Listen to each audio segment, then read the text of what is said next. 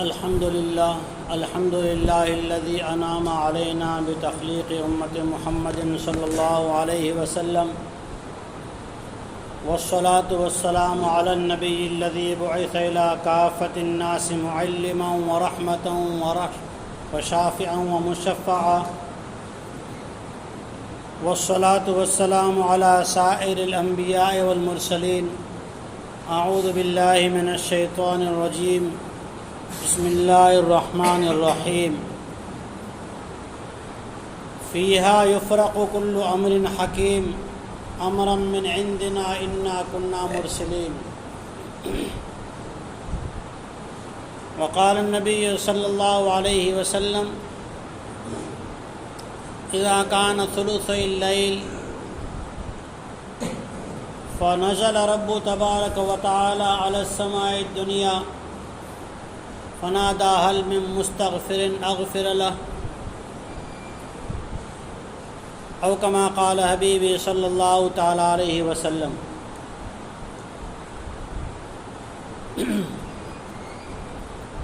مضمون تو ہمارا وہی دوسرا پارہ چل رہا تھا سورہ بقرہ، لیکن اس وقت کی مناسبت سے میں نے یہ آیت کریمہ سورہ دخان کی تلاوت کی. شب برات شعبان کے مہینے کی 15ویں رات. شب برات اس میں 3 باتیں ہیں. پہلی بات اس کے فضائل، دوسری بات اس کا عمل، اور تیسری بات اس رات کے بارے میں جن چیزوں سے بچنا چاہیے شرعی طور پر ان چیزوں سے بچنے کا اہتمام. مختلف روایتوں میں یہ بات آتی ہیں. سیاہ ستہ میں سے بھی بعض کتابوں میں روایت یہ ہے، ابو داؤد شریف میں بھی روایت ہے، امام قرطبی نے، اسحاق ابن راہوی نے. پھر یہ روایت عبداللہ بن عباس سے بھی ہے، ابو ہریرہ سے بھی ہے، اور بھی مختلف صحابہ سے روایتیں ہیں کہ سرکار دو عالم جناب رسول اللہ صلی اللہ علیہ وسلم نے شب برات کے بارے میں فضائل بتلائے. شب مانے رات، برات مانے چھٹکارا. یہ رات استغفار کی ہے. اللہ جل شانہ جس طرح حدیث میں آتا ہے ہر رات کے ثلث، رات کے 3 حصے کرو. پہلا حصہ جو گزر جاتا ہے، پہلا حصہ تو اللہ جل شانہ آسمان دنیا پر آ کر ہر رات میں اعلان کرتے ہیں. شب برات میں اللہ جل شانہ رات کے شروع ہونے سے اعلان کرتے ہیں اور صبح تک یہ اعلان جاری رہتا ہے. حل من مستغفر، گنہگار اپنے گناہوں سے معافی مانگے، خود کے لیے مانگے،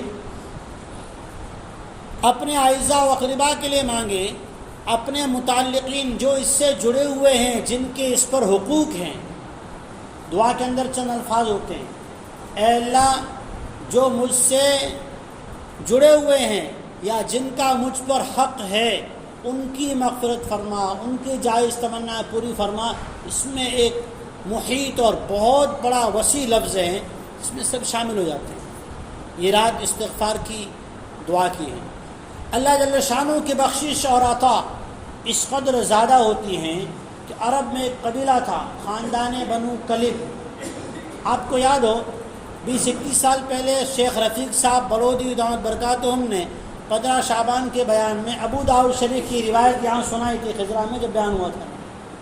تب میں یہاں پڑھا رہا تھا، اس وقت کی بات کر رہا ہوں. خاندان بنو کلب، خیر پھر یہ روایت ہم نے ہی پڑھی ہے. اس خاندان کے پاس رڈ، بھیڑ بہت تھی. حضور فرماتے ہیں کہ اللہ تعالیٰ اس رات میں میری امت کے اتنے لوگ جتنے خاندان بنو کلب کے پاس بھیڑ ہیں، ان کی کھال پر جتنے بال ہیں، اتنے لوگوں کو جہنم سے خلاصی عطا فرماتے ہیں، اتنے لوگوں کی مغفرت فرماتے ہیں.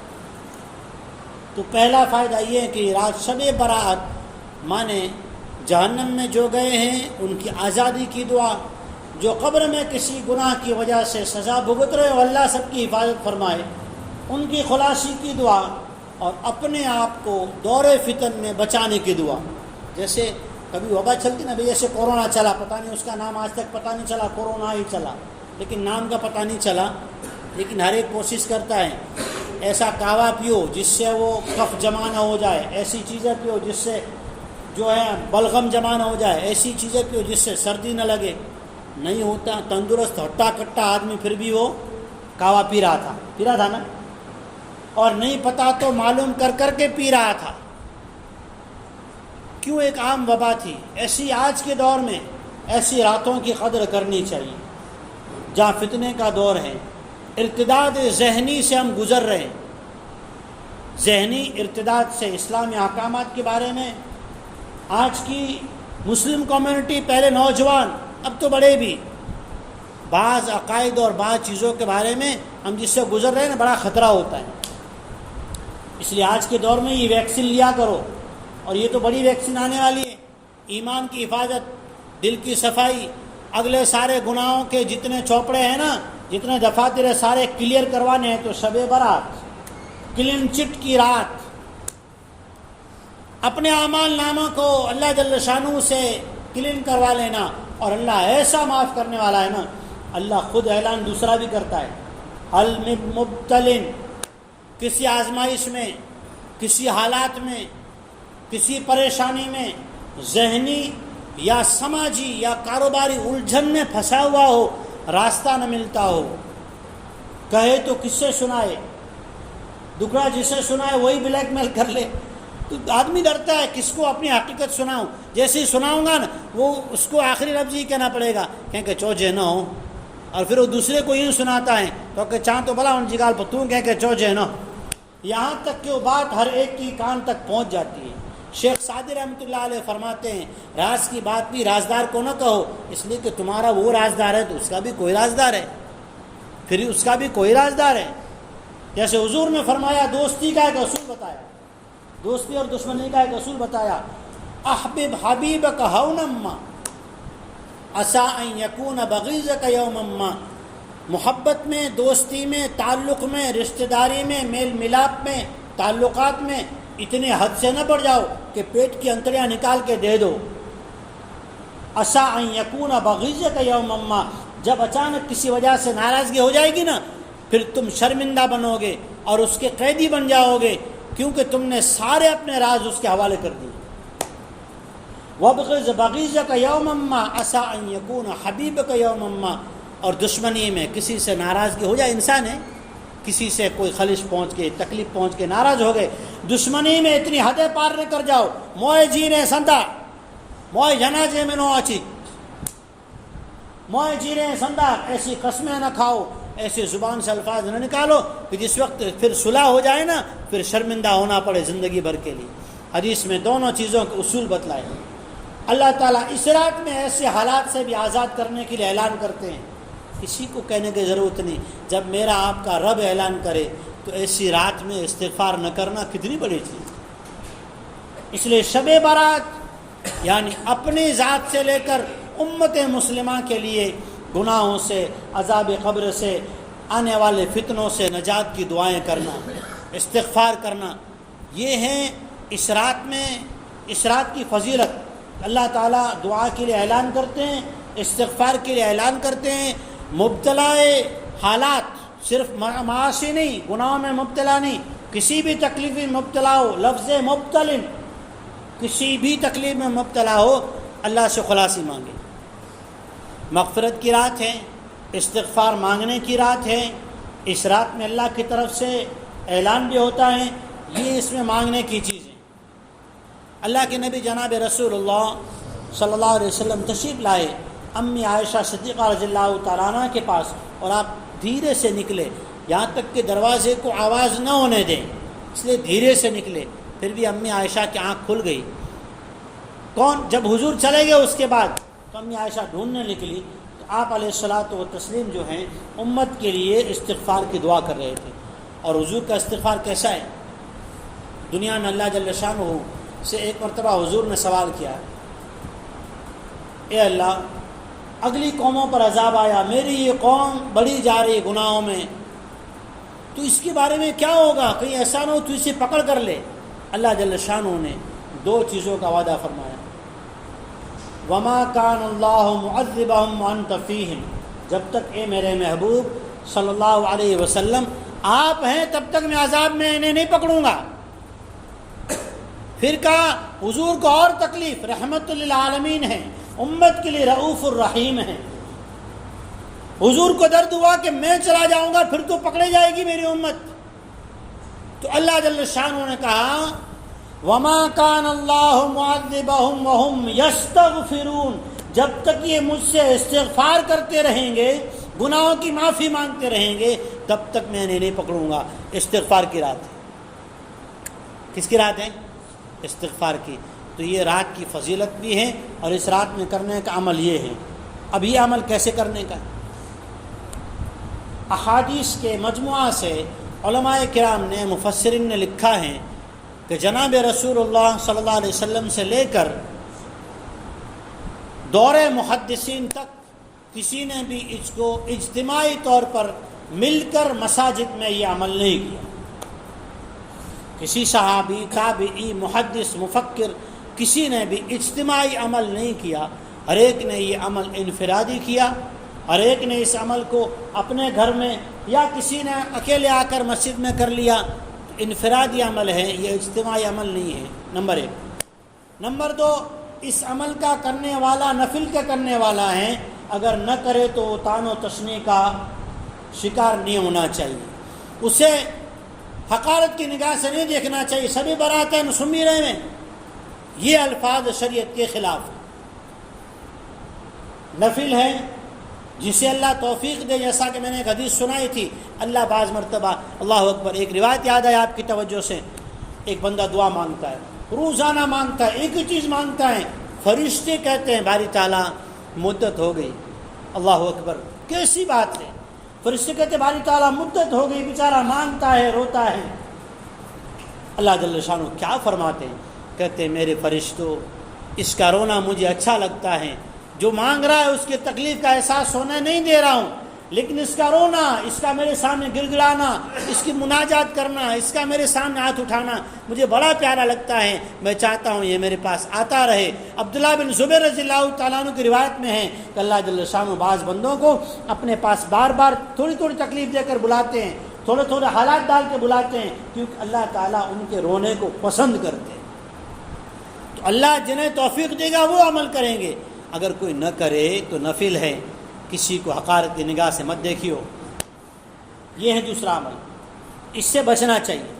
تیسری چیز، اس رات میں خاص کر کے کوئی چیز پکانا یا اس کا التزام کرنا، اسے ضروری سمجھنا، اس چیز کو بھی نہیں کرنا چاہیے، کیونکہ اس چیز کا کوئی ثبوت شریعت میں نہیں۔ اس کو فرض سمجھنا یا اس کو ضروری سمجھنا، یا کوئی نے میٹھا نہ بنایا ہو، کسی نے کھوایا بریانی نہ بنائی ہو، تو اس سے جو یہ دیکھنا کہ بھئی اتنی بڑی رات ہے، کیونکہ یہ ابھی ایسے ہی چل رہا ہے۔